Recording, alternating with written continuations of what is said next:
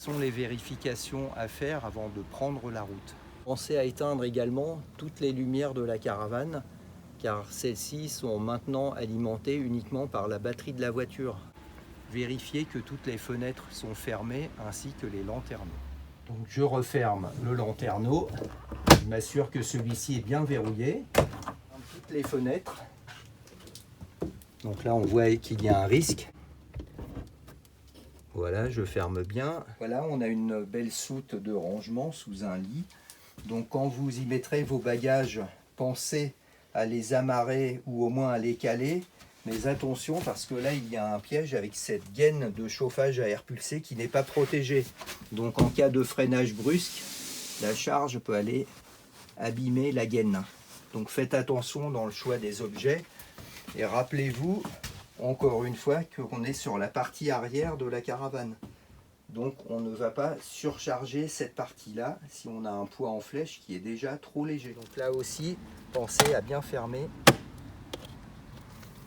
On va également vérifier que toutes les trappes sont bien fermées, comme celle-ci, qui est celle du WC à cassette. On la verrouille.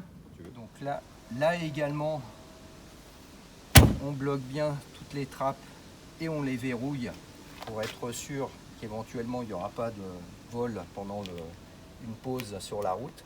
Ici on a la trappe pour le remplissage de l'eau, c'est pareil, elle risque de bouger pendant le voyage, donc voilà, là elle est bien verrouillée. Vous aurez vérifié que dans le coffre à gaz les bouteilles sont bien fermées.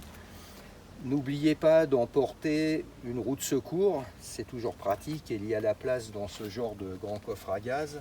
Vous pouvez aussi utiliser un cric, soit avec des adaptations pour le timon de la caravane, soit avoir un cric de marque Alco qui s'adapte à ce genre de châssis. Donc, encore une fois, vous vérifiez que tout est bien en ordre concernant votre attelage, c'est-à-dire que la prise électrique ne va pas traîner par terre, autrement les câbles peuvent être sectionnés avec le frottement au sol. Idem pour le câble de frein, c'est très important, car il ne faut pas oublier que ce câble de frein est un frein de secours, c'est-à-dire au cas où il y aurait un décrochage de la caravane, ce câble va bloquer les freins automatiquement et donc bloquer la trajectoire de la caravane.